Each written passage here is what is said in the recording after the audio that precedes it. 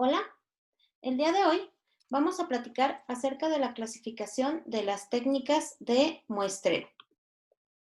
En ocasiones no nos es conveniente realizar un censo, es decir, preguntarle o analizar a todos los elementos de la población. Entonces, lo que tenemos que hacer es seleccionar una muestra, es decir, tomar una parte representativa de la población y a esta preguntarle. ¿Cómo se clasifica el muestreo? Nosotros vamos a tener dos grandes grupos, ¿sí?, de técnicas de muestreo. El muestreo no probabilístico y el muestreo probabilístico.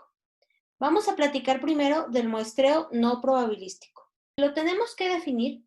Podemos decir que son todas aquellas técnicas de muestreo que no usan procedimientos de selección al azar, sino que se basan en el juicio personal del investigador. Entonces, el muestreo no probabilístico va a contar con ciertas características.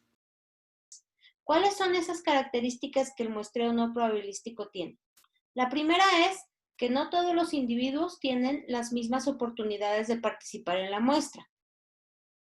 Ahora, cuando nosotros estamos hablando de muestreo o de técnicas de muestreo no probabilístico, nosotros no vamos a contar con un marco de muestra o no es necesario tener un marco de muestra, ¿sí? Es por eso que a veces se aplica este tipo de técnicas, porque no contamos con ese listado. Otra característica es que los elementos no son seleccionados de forma representativa.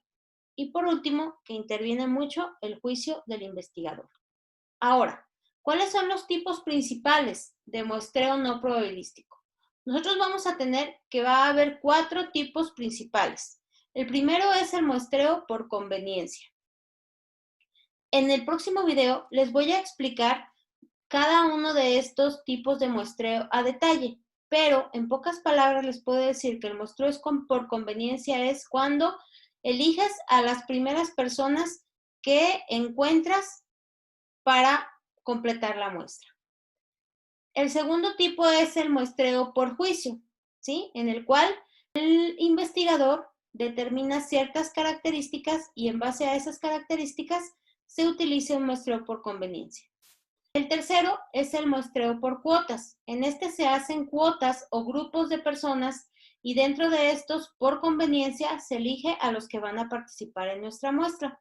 Y el cuarto es el bola de nieve, en el cual nosotros tenemos un pequeño grupo inicial de participantes y poco a poco lo vamos haciendo crecer. Ahora, vamos a platicar del muestreo probabilístico. A diferencia del muestreo no probabilístico, en el muestreo probabilístico, el procedimiento de muestreo tiene que ver con que todas las personas o todos los elementos van a tener la misma oportunidad probabilística fija para ser elegidos dentro de la muestra. O sea, que van a tener la misma probabilidad de participar en nuestro estudio. ¿Qué características tiene entonces el muestreo probabilístico? Tenemos que los elementos se seleccionan al azar, que hay equiprobabilidad, o sea, que todos tienen las mismas posibilidades de participar o las mismas posibilidades de ser elegidos. Se asegura la representatividad de la muestra extraída porque utilizamos parámetros estadísticos para la elección de los elementos que van a participar. Se requiere una definición precisa de la población meta para en base a eso poder elegir a los elementos que van a participar o a las personas que van a participar. Acuérdense que ya también platicamos en el video anterior que un elemento es una persona. Y esto es muy importante, requiere de un marco de muestra. Si nosotros no contamos con un marco de muestra, o sea, un listado de elementos de la población meta, entonces no podemos aplicar o no podemos utilizar un muestreo probabilístico. ¿Cuáles son los tipos principales de muestreo probabilístico? Dentro del muestreo probabilístico nosotros vamos a tener 5 tipos principales. El primero es el aleatorio simple, ¿sí? El segundo, el muestreo sistemático. El tercero, el muestreo estratificado, que se va a dividir en proporcional al tamaño y no proporcional al tamaño. El cuarto tipo es por conglomerados. Este se va a dividir en muestreo en una etapa o en conglomerados en 2 etapas. Y el último, vamos a decir que son otras técnicas de muestreo, en el cual tenemos el muestreo secuencial y el muestreo doble. En pocas palabras, podemos decir que el muestreo aleatorio simple es como si tenemos el marco de muestra, o sea, tenemos nuestra lista de elementos y de esos al azar elegimos a los participantes. En el sistemático tenemos que determinar un iésimo, ¿sí? Les voy a explicar en el próximo video cómo se determina ese iésimo y en base a ese iésimo, después, ya determinado, al azar, se elige a los participantes.